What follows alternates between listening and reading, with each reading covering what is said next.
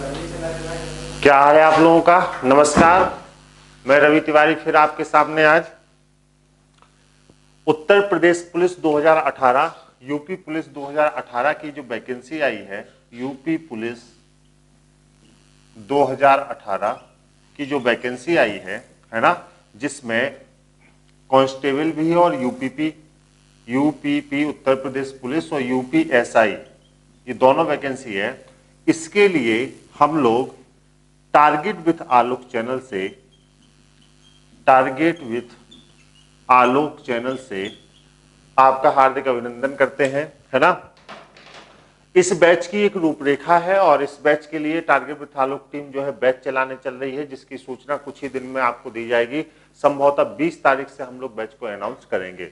उसी क्रम में थोड़ी सी तकनीकी समस्या के कारण और कुछ परेशानियों के साथ जो है हम आपके बीच हैं, लाइव नहीं आ रहे हैं, रिकॉर्डेड फॉर्म में आ रहे हैं, लेकिन डेली निरंतरता के साथ सभी टीचर्स आज से अपने वीडियोस डालेंगे। ऑनलाइन हो चाहे ऑफलाइन हो, नहीं ऑनलाइन हो मतलब लाइव हो या रिकॉर्डेड फॉर्म में हो, इतना गारंटी है कि वीडियो प्रतिदिन आपको जरूर मिलेगा, है ना।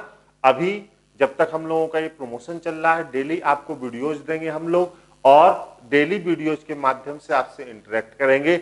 अगर हम कहें उत्तर प्रदेश पुलिस 2018 के लिए कल परसों या दिवाली के पहले की 20 वीडियो, लगभग 25 वीडियो हम लोग आपको दे चुके हैं। हमारी टीम 25 वीडियो हम लोगों को दे चुकी है। एक बार मैं पुनः आपसे टीम का परिचय करा देना चाहता हूं। हमारी टीम के सदस्यों में गणित वाला जो हिस्सा है, गणित वाले हिस्से को आपको इंजीनियर जो है संदीप तिवारी जी देखेंगे। इंजीनियर संदीप तिवारी जी आपके गणित वाले हिस्से को देख रहे हैं। और इसके साथ अगर गणित से आगे बढ़े तो हिंदी वाला हिस्सा जो आपका है, हिंदी वाले हिस्से को अम्बरीश शुक्ला सर देख रहे हैं। अम्बरीश शुक्ला सर आपको पूरा हिंदी पढ़ाएंगे इस बैच में। और इसके बाद हम लोग और आगे बढ़े। देखिए, गणित के लिए इंजीनियर संदीप तिवारी से बेहतरीन टीचर आपको नहीं मिल सकता, ये मेरा वादा रहा। और अम्बरीश शुक्ला सर ने स्वयं अपने आप को सिद्ध किया है। इससे पहले आपने उनके वीडियोस देखे हैं अलग अलग बैचों में। बहुत शानदार और बहुत जानदार टीचर है, बहुत आदमी है शुक्ला सर। इसके बाद जब हम लोग आगे बढ़ते हैं तो हिस्ट्री वाला पोर्शन जो है शेखर सर आपके देख रहे हैं। और शेखर सर आपसे विगत 2 दिन से परिचित भी हुए हैं और उनकी आपसे मुलाकात भी हुई है। बहुत शानदार तरीके से उन्होंने पहले वीडियो में आपको मोटिवेट किया था और दूसरे वीडियो में उन्होंने पूरा एक रूपरेखा इतिहास का तैयार किया कि कैसे वो आपको इतिहास पढ़ाएंगे, है ना।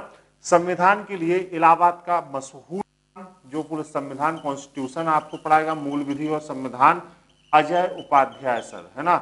ये इलाहाबाद के एक मशहूर जो है नाम है अजय उपाध्याय सर, जो आपको संविधान की क्लासेस पढ़ाएंगे, मूल विधि और संविधान की क्लासेस। इसके अलावा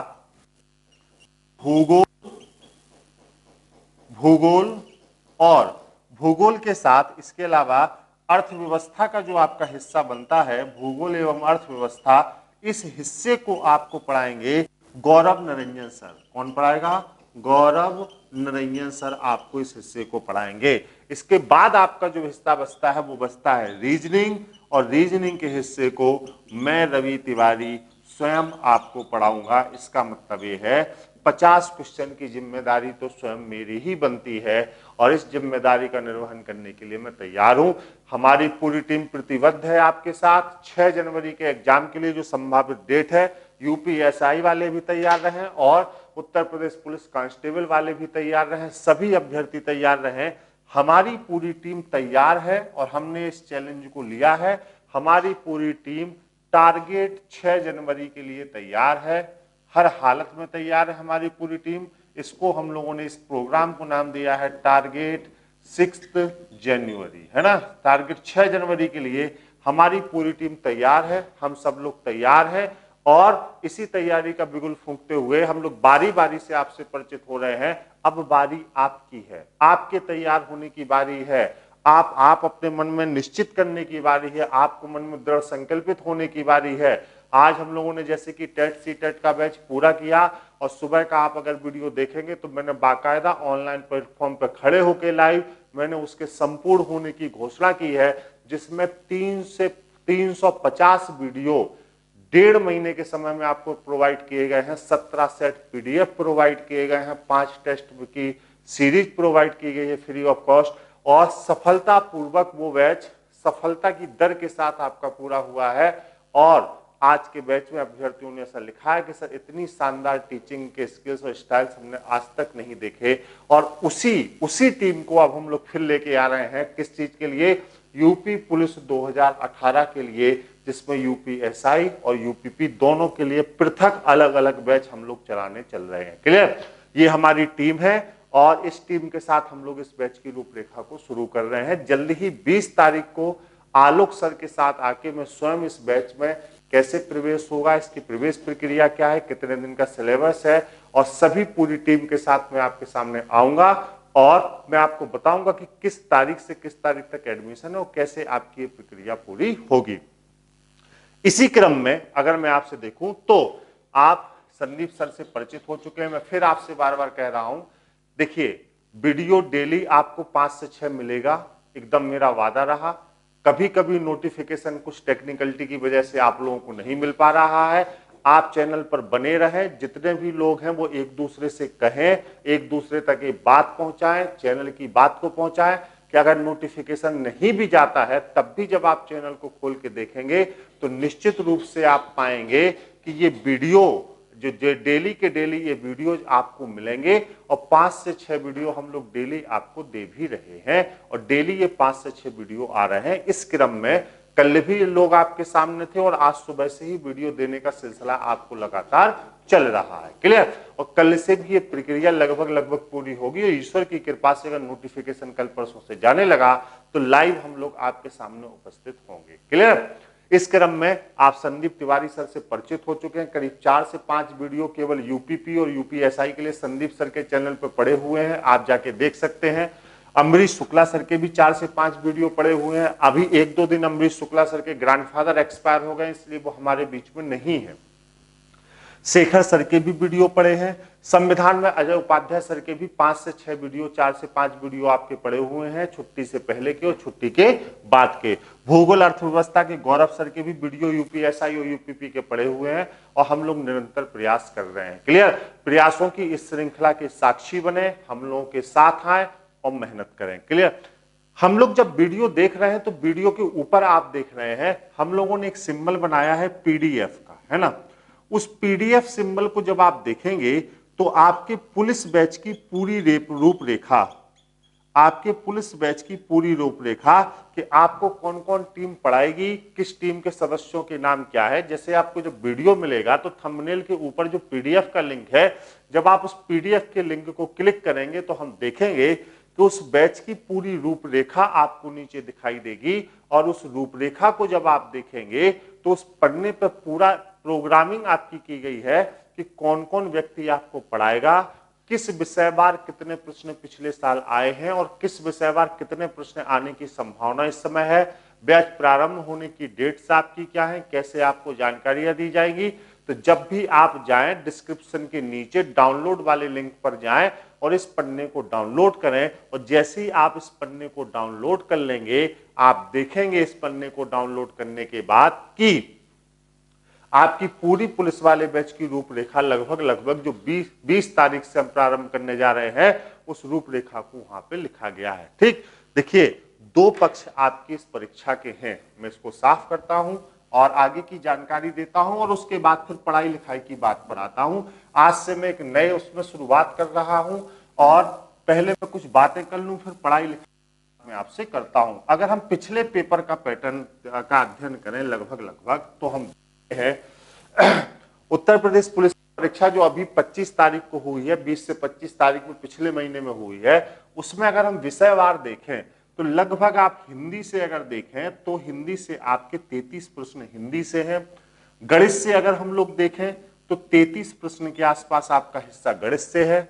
36 प्रश्न का हिस्सा आपका सामान्य अध्ययन या जिसको हम लोग कहते हैं जो सामान्य अध्ययन सामान्य ज्ञान से अगर हम लोग देखें तो 36 प्रश्न का हिस्सा है। और अगर हम रीजनिंग वाले भाग को देखें तो रीजनिंग वाले भाग से आपका 52 प्रश्न का हिस्सा कवर हुआ है, 52 प्रश्न जो सबसे बड़ा अमाउंट आपका है। इस को अगर हम लोग देखें तो लमसम इस रेशियो से 150 प्रश्न आपकी परीक्षाओं में आए हैं, जो पिछले साल का पेपर है उसका। एक दिन जब मैं आपको रैंकिंग अरेंजमेंट का वीडियो लेके आया था और मैंने 3 भाग में वो रैंकिंग के वीडियो कराए थे, तो मैंने आपसे कहा था कि इन 150 प्रश्नों को आपको कैसे हल करना है और क्या इसके तरीके होते हैं। मैंने आपको बताया था कि ओरल हम लोग कैसे रीजनिंग को हल कर सकते हैं। देखिए, मैं आपको पहले ही क्लियर कर चुका हूं कि देखिए, ज्ञानी सब होते हैं, ज्ञान सबके पास है, सब पढ़ सकते हैं, किताबों में सब लिखा है। हमारी भूमिका क्या है? हम आपके साथ जुड़े हैं तो हम आपको कैसे तैयार कर सकते हैं, उस पर हमारी भूमिका क्या है। कुछ उदाहरणों से मैं आपको अभी समझाता हूं कि क्या है। जैसे मैंने पिछले वीडियो में भी एक बात कही थी कि आप जब किसी व्यक्ति से बात करते हैं, जो कोई परीक्षार्थी होता है, तो आप देखते हैं कि वो परीक्षार्थी बहुत योग्य परीक्षार्थी होता है। बहुत योग्य परीक्षार्थी होने से हमारा आशा है कि जब आप उससे बात करेंगे तो उसको लगेगा कि हाँ, उसको आपको लगेगा कि इसको सब आता है, लेकिन फिर भी वो 4 से 5 साल से इलाहाबाद में, मेरठ में, आगरा में या पटना जैसे शहरों में पढ़ा हुआ है और उसका सिलेक्शन नहीं हुआ। तो आप ये सोचते हैं, आपके मन में विचार बलवती होते हैं, आपके मन में, मस्तिष्क में प्रश्न आते हैं कि यार जब इसको सब कुछ आता है तो आज ये चयनित क्यों नहीं हुआ? क्योंकि उसको आता सब है, लेकिन उसकी नॉलेज टाइम के साथ नहीं है ना। नॉलेज को गेन करने के 2 तरीके हैं। देखिए, नॉलेज गेन करने की नहीं, नॉलेज मेंटेन करने की चीज है। हमने एक किताब को पूरा पढ़ा, ये हमारे कभी भी काम नहीं आएगा। हमने उस किताब के कितने भाग को मेंटेन किया हुआ है, परीक्षा में हमें वही काम आएगा। क्लियर है? हमें कैसे परीक्षा देनी है, ये हमारे तरीके हमारे पास होने चाहिए। और देखिए, मेहनत आप करते हैं, सफलता आपकी होती है। हम तो थोड़ा सा पुश करते हैं, आपको तौर तरीके बताते हैं आपको कि कैसे इस परीक्षा को आप बेहतरीन तरीके से पास कर सकते हैं और कैसे आप अपने लक्ष्य तक पहुंच सकते हैं। आपकी सफलता है, आपकी मेहनत है, आपके तौर तरीके हैं। हम तो एक माध्यम मात्र हैं जो आपके सामने खड़े हैं, ईमानदारी से आपके लक्ष्य को लेकर खड़े हैं और आपको आगे बढ़ने के लिए कार्य कर रहे हैं। ठीक है? जब हम किसी नई परीक्षा की तैयारी के लिए आते हैं तो हमारे जो दिनचर्या होती है, उस दिनचर्या में एक निश्चित परिवर्तन होना चाहिए। जैसे अभी तक हमारे पास कोई लक्ष्य नहीं था। पुलिस की नौकरी वो नौकरी है जिसके लिए आपने सपने देखे थे, आपने वर्दी पहनने का सपना देखा था, आज वो सपना साकार करने का समय आपके सामने है और आपके सामने वो समय आ चुका है। अब जब हम किसी लक्ष्य के लिए जाते हैं तो हमें अपनी दिनचर्या परिवर्तित करने की जरूरत होती है। जैसे फिजिकल है, तो फिजिकल के लिए आप 4 बजे 5 बजे सुबह शाम चलना तो दौड़ना शुरू कर दीजिए। आप दौड़िए, क्योंकि जब आपका शरीर मजबूत होगा तो आपका एक लक्ष्य पूरा होगा। क्योंकि परीक्षा 2 भागों में है, एक तो फिजिकल है आपका और दूसरा क्या है, रिटन है। तो एक तो आपकी पढ़ाई लिखाई का टेस्ट है, पढ़ाई लिखाई के टेस्ट की जिम्मेदारी आपकी हमारी है, पढ़ाई लिखाई के टेस्ट को आपको हमको पूरा कराना है। लेकिन फिजिकल की जिम्मेदारी आपकी स्वयं की है, हम फिजिकल को पूरा नहीं कराएंगे, उसको दौड़ भाग के आपको स्वयं ही पूरा करना पड़ेगा, है ना। तो फिजिकल की तैयारी को शुरू कर दीजिए और फिजिकल की तैयारी को शुरू करने के साथ साथ अपने शरीर को इतना मजबूत करिए कि आपकी सिटिंग कैपेबिलिटी इतनी ज्यादा हो जाए। क्योंकि आपके पास केवल, अगर हम लोग देखें तो आपके पास केवल 60 दिन का समय है। आपके पास केवल 60 दिन का समय है और उसी 60 दिन के समय में आपको एक प्रक्रिया पूरी करनी है। मैं एक वादा करता हूं अपनी पूरी टीम के बिहाफ पर कि मेरी जिम्मेदारी पर आपको मैं 55 दिनों में कोर्स के माध्यम से एक भी चीज ऐसी नहीं छोड़ूंगा कि आपको पेपर में पीछे मुड़ के देखना पड़े, बशर्ते आपकी निरंतरता में, आपके आत्मविश्वास में और आपकी मेहनत करने की दर में किसी भी कीमत पे कमी ना हो, है ना। अगर आपकी तरफ से कमी नहीं हुई तो मेरा ये वादा रहा, हमारी तरफ से कमी नहीं होगी और आप अपने 55 दिन अपने जीवन का सर्वश्रेष्ठ करेंगे। क्योंकि मैं स्वयं एक कॉम्पिटिटर हूं और मैं कॉम्पिटिटर की भावनाओं को ईमानदारी से समझता हूं कि मुझे आपको क्या देने की जरूरत है और कैसे मैं आपको तैयार कर सकता हूं। जैसे मान लीजिए आपने कहा कि 50 प्रश्न रीजनिंग के आए, है ना। तो 2-3 तरह के परीक्षार्थी हो सकते हैं। मान लीजिए रीजनिंग के अगर 50 प्रश्न है, जैसे मैं कुछ उदाहरण आपसे देता हूं कि प्रश्न को सॉल्व करने के 3 तरीके, है ना।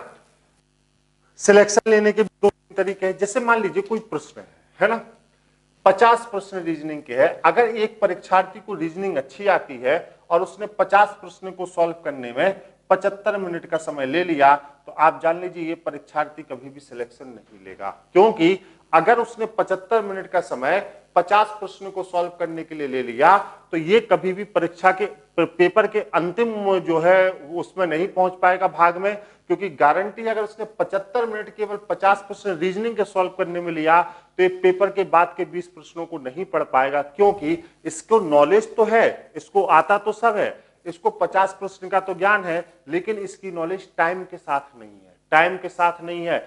आपकी नॉलेज टाइम के साथ होनी चाहिए। कोई भी कमीशन आपकी नॉलेज की टीआरपी को चेक करता है एग्जाम के माध्यम से। इस टीआरपी का फुल फॉर्म क्या होता है मैं थोड़ी देर बाद आपको बताता हूं। क्लियर? अब मान लीजिए किसी का जो है नॉलेज है, उसने 50 क्वेश्चन को 55 मिनट में सॉल्व किया, तो ये देखिए ये दो स्थिति में रहेगा कि इसका सिलेक्शन हो भी सकता है और इसका सिलेक्शन नहीं भी हो सकता है, क्योंकि इसको रीजनिंग का ज्ञान तो था, मैं अपने विषय की बात कर रहा हूं, इसको रीजनिंग का ज्ञान तो था, लेकिन इसका रीजनिंग का ज्ञान संपूर्ण नहीं था, करते करते भी समय ले गया, क्योंकि समय लेने की जरूरत इतनी नहीं थी। तीसरा व्यक्ति जो था उसने इन 50 क्वेश्चन को 35 मिनट में सॉल्व किया, बिना हड़बड़ाहट के सॉल्व किया और 35 मिनट में सॉल्व किया। मैं गारंटी लेता हूं ये व्यक्ति सिलेक्ट हो जाएगा, ये व्यक्ति सिलेक्ट हो जाएगा। अब मैं आपको तीनों कैटेगरी के प्रश्नों को हल करके बताता हूं कैसे ये चीज होती है। ये व्यक्ति हल सॉल्व हो जाएगा, इसलिए मतलब ये व्यक्ति इसलिए सिलेक्ट हो जाएगा, 75 मिनट लिए, जरूरी नहीं है 50 प्रश्न सही ही हो सकता है 50 प्रश्न में 75 मिनट लिए, लेकिन सही होने की दर 35 प्रश्न की ही हो, है ना? हो सकता है 50 प्रश्न पढ़ने में 55 मिनट ले लिए, लेकिन सही होने की दर 35 प्रश्न की ही हो। मैं कह रहा हूं अगर हम ऐसा कर लें कि हमने 35 मिनट ही पेपर को पढ़ा और हमने प्रश्न सॉल्व कर लिए 45 प्रश्न, और अगर हमने 45 प्रश्न सॉल्व कर लिए, तो हाँ 35 मिनट में अगर हमने 45 प्रश्न सॉल्व किए, मैं आपसे वादा करता हूं आप पूरा पढ़ भी लेंगे और आप सिलेक्शन को भी ले लेंगे। क्लियर है? आप सिलेक्शन को भी क्या कर लेंगे? ले लेंगे। तो टीआरपी से हमारा आशय है कि किसी भी नॉलेज के साथ आप तब सफल हो सकते हैं जब उस नॉलेज के साथ, टी से आपका मतलब है टाइम मैनेजमेंट, उस नॉलेज के साथ आपका टाइम मैनेजमेंट सिलेक्शन की सबसे महत्वपूर्ण दर है। उस नॉलेज के साथ आपका टाइम मैनेजमेंट क्या है, हम आपको यही बताएंगे कि आपको इस टाइम मैनेजमेंट को कैसे करना है। क्लियर? उस नॉलेज के साथ आर का मतलब होता है rate of accuracy. Rate of accuracy मैं आपको सिखाऊंगा कि ऑप्शंस से कैसे आपको क्वेश्चंस को चेक करना है और हम कैसे उसको बिना प्रश्न को लगाए ऑप्शन से चेक करके हम हल कर सकते हैं। अगर हम 3 ऑप्शन को एलिमिनेट कर दें तो चौथा ऑप्शन जो बचेगा वो सही हो जाएगा। इसका मतलब टाइम मैनेजमेंट के अलावा अगर हमारी रेट ऑफ एक्यूरेसी भी शानदार है तो भी हम प्रश्न को हल कर सकते हैं कॉमन सेंस से। किसी भी प्रश्न को हल करने के 3 तरीके होते हैं, एक तो टाइम मैनेजमेंट और एक रेट ऑफ एक्यूरेसी, 30 को हम कहते हैं presence of mind. Presence of mind हमें सिखाता है कि हम वैदिक मेथड से ओरल कैसे हम किसी प्रश्न को सॉल्व कर सकते हैं। रीजनिंग वैदिक मेथड से भी लगाई जाती है, ओरल हम कैसे सॉल्व कर सकते हैं किसी प्रश्न को, ये हमें बताता है क्या बताओ? Presence of mind. तो अगर आपकी नॉलेज के साथ आपका time management, rate of accuracy और प्रेजेंस ऑफ माइंड शानदार है तो आपको सिलेक्शन से कोई रोक नहीं सकता। ये मेरा वादा रहा, आपका सिलेक्शन होना तय है, आप निश्चित रूप से सिलेक्ट हो जाएंगे। आज मैं आपको कुछ ऐसे प्रश्नों की चर्चा करता हूं, कुछ ऐसे प्रश्न बताता हूं जो विद इन अ सेकंड से भी लगते हैं और आप देखेंगे तो वो बहुत बड़े मेथड से भी सॉल्व होते हैं। जैसे मैं 3-4 अलग अलग टॉपिक के प्रश्न, क्योंकि मैं पढ़ाई अब अगले लेक्चर से आपकी शुरू कराऊंगा, लेकिन मैं कुछ चीजें आपको ऐसी तैयार करा देता हूं कि अगर आपने वीडियो पूरा ही देख लिया, आज का ही वीडियो अगर आपने यहां से पूरा देख लिया, तो मैं वादा करता हूं आप 2 प्रश्न जरूर करके आएंगे परीक्षा में, यहीं से 2 प्रश्न करके आएंगे, ये मैं आपसे गारंटी लेता हूं। जैसे मान लीजिए हम आपको 3 भागों में बांटे, तो टीआरपी का मतलब क्या होता है, 3 सेगमेंट में मैं आपको समझाता हूं 2 उदाहरणों से, है ना, कैसे हमको रीजनिंग पढ़ना है। जैसे मान लीजिए मैं आपसे कहता हूं कि क्लॉक का एक प्रश्न है, सपोज कि 4 से 5 बजे के बीच में, 4 से 5 बजे के बीच 0 डिग्री का कोण कब बनेगा। मैंने कहा एक प्रश्न, साधा सिंपल सा प्रश्न लिया, 4 से 5 बजे के बीच 0 डिग्री का कोण बनेगा। अगर हम देखें तो अमूल मेथड हमारा ये कहता है, जब हम आपको पढ़ाएंगे कि बीच के कोण का फॉर्मूला होता है hours into 30 plus minutes by 2 approx 6 in 2 minutes बराबर में वो कोण रखते हैं जो हमें चाहिए, और हमें कोण चाहिए 0 डिग्री का, हमने 0 डिग्री का कोण रख लिया। क्लियर? ये हमारा फॉर्मूला है। और हमने कहा कि माना कि ये कोण 4:x पर बनेगा। आज क्या देखिए, मैं आपको 3 प्रश्न तुरंत तैयार कराता हूं। माना कि कोण 4:x पर बनेगा, क्योंकि 4 बजे के तो बाद ही बनेगा और 5 के पहले, तो मिनटों की संख्या को हमने क्या माना? x माना। और हमने कहा कि 4 से 5 बजे के बीच का 0 डिग्री कब बनेगा? बताओ कब बनेगा? 4:x पर।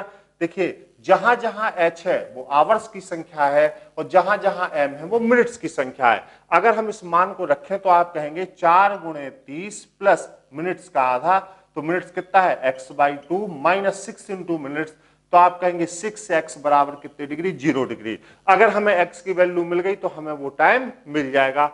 अब अगर हमने इस सवाल को लगाया यहां पर, तो हमने कहा 120 प्लस x/2 बराबर, अभी 6x हो गया इधर जाके, जब हमने इसको सॉल्व किया तो हमने कहा 240 प्लस x बराबर, ये 2 यहां गया तो 12x हो गया। हमने कहा 240 बराबर, ये x यहां गया तो 11x। तो हमने x का मान जब निकाला तो हमने कहा 240/11। जब हम x की वैल्यू को निकालेंगे तो टाइम की किसी भी यूनिट को हम दशमलव में नहीं लिखते, हम बटे में हो सही बटे में लिखते हैं। कि ट्रेडिशनल तरीके से जैसे आप तैयार करते हैं, जो किताबों में लिखा है, मैं आपको वो तरीका बता रहा हूं। और फिर मैं इसी सवाल को आपको बताता हूं 1 सेकंड में हल करके कि सवाल कैसे सॉल्व होता है। जब आपने इसको लिखा तो 11 दूनी 22, कितना शेष बचा? 2, 20 हो गया। फिर 11 एकम 11, 21 सही 9/11। इसकी x की वैल्यू अगर 21 सही 9/11 आई तो ये समय आपका हो गया 4:21 सही 9/11 मिनट, है ना। ये ट्रेडिशनल मेथड से आपने जो है 0 डिग्री का कोण लगाया 4 से 5 बजे के बीच। अब मैं आपसे कहता हूं कि रेशियो रिलेशन से मैं 1 सेकंड में आपको ये सवाल लगवा सकता हूं, ओरल करवा सकता हूं पूरा आपका 0 डिग्री। 1 मिनट नहीं आपको लगेगा, नहीं 1 सेकंड नहीं लगेगा। कैसे? मैं इससे कहता हूं कि आप एक की याद रखिए 60/11, 0 डिग्री के लिए एक की याद रख लीजिए 60/11, है ना। अब आप देखिए, जिसके बीच का 0 डिग्री पूछा गया हो, जैसे आपसे किसके बीच का पूछा गया? 4 से 5। किसके बीच का पूछा गया? 4 से 5। आप बस ये जज कर लीजिए कि इसमें छोटी संख्या क्या है 4 से 5 के बीच में, तो आपने कहा 4, छोटी संख्या का उठा के गुणा कर दीजिए, है ना। और जैसे ही आपने कहा 60/11 गुणे 4, बताओ ये क्या हो गया? 240/11। आपको इतना मेथड करने की जरूरत नहीं है। जो व्यक्ति इतने मेथड के साथ सवाल लगाएगा वो 75 मिनट में ही 50 क्वेश्चन को हल करेगा। 75 मिनट में ही 50 क्वेश्चन को हल करेगा, और 50 पूरे हल नहीं करेगा।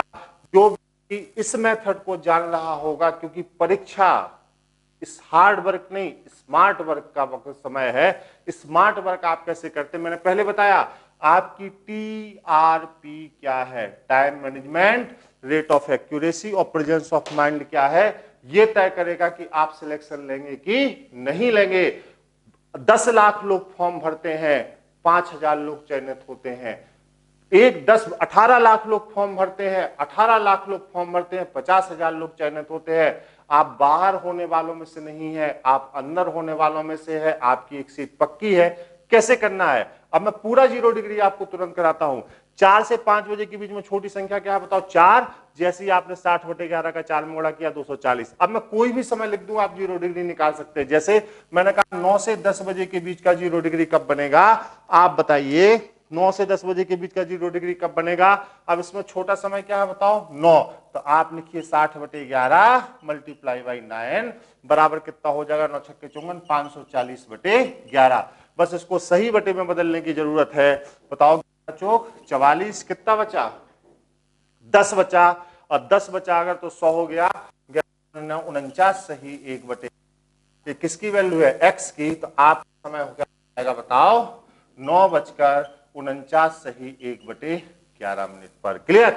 जैसे मान लीजिए मैंने आपसे कहा कि ये बताइए कि जो है 3 से 4 बजे के बीच का 0 डिग्री कब बनेगा? तो अब आप ओरल बताइए, छोटा समय क्या है? 3।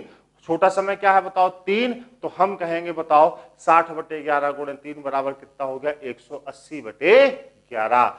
जैसे मैंने आपसे कहा कि अच्छा आप ये बताइए कि जो है 5 से 6 बजे के बीच का 0 डिग्री कब बनेगा? छोटा समय क्या है बताओ? 5।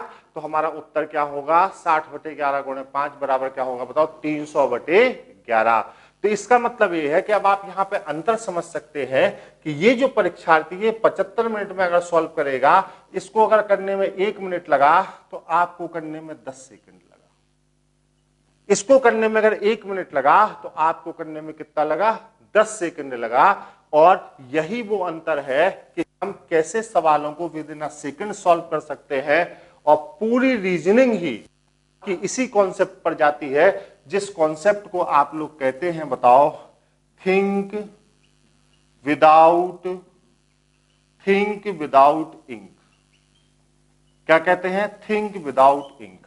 अगर हम 50 क्वेश्चन थिंक विदाउट इंक के कॉन्सेप्ट पर कर लें, बिना स्याही के सोचना, इसका मतलब है हमें पेन उठाने की जरूरत नहीं है, हम बिना स्याही के सोच सकते हैं थिंक विदाउट इंक कॉन्सेप्ट से। क्लियर है? तो ऐसे ही जैसे मान लीजिए मैं एक और उदाहरण आपको देता हूं। आज मैंने आपको 0 डिग्री बातों ही बातों में सिखा दिया। क्या करना है? 60/11 याद रखना है। किसी भी समय के बीच का 0 डिग्री पूछा जाए, छोटे समय का 60/11 में गुणा कर दीजिए। 0 डिग्री में कभी भी कंफ्यूजन नहीं होगा। कैसे? मैं आपसे कहूं 9 से 10 बजे के बीच का 0 डिग्री 60/11 गुणे 9 540/11। 10 से 11 बजे के बीच का 0 डिग्री 60/9 11 गुणे 10 हो गया 600/11। जो भी 0 डिग्री पूछा जाए 60/11 से क्या कर दीजिए? गुणा कर दीजिए। विस्तृत में आपको तब पढ़ाऊंगा जब मैं आपको क्लब पढ़ाऊंगा। मैं आपको बताऊंगा ये 60/11 कैसे आता है और हम इसको कैसे नरेट करते हैं और कैसे पूरा करते हैं। क्लियर? आगे बढ़ते हैं। जैसे मान लीजिए मैं एक उदाहरण और आपको देता हूं नॉन वर्बल से। चलो मैं कुछ उदाहरण आपको देता हूं, तो वर्बल की बात हो गई। अब अगली क्लास से हम लोग विधिवत पढ़ाई शुरू करेंगे, और सबसे पहला टॉपिक जो मैं आपको पढ़ाऊंगा वो पढ़ाऊंगा कंप्यूटर रीजनिंग, जिसको आप कहते हैं बाइनरी लॉजिक। 2 टॉपिक आपके कंप्यूटर रीजनिंग में आते हैं। एक तो आता है मशीन इनपुट,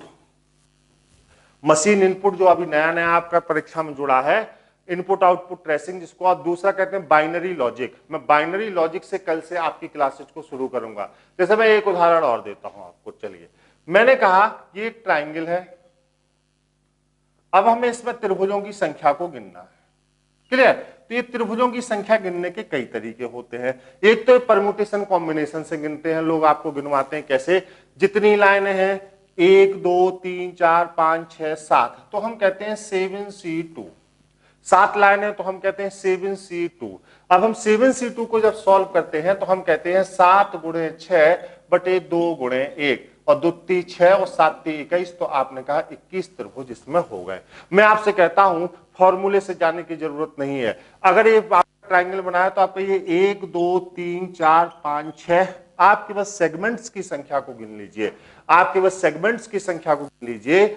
6 और 5 11, 11 4 15, 3 18, 2 20 और 1 21, और सारे सेगमेंट्स को जोड़ दीजिए तो इस आकृति में त्रिभुजों की संख्या कितनी हो गई? 21 हो गई। कितनी हो गई? 21 हो गई।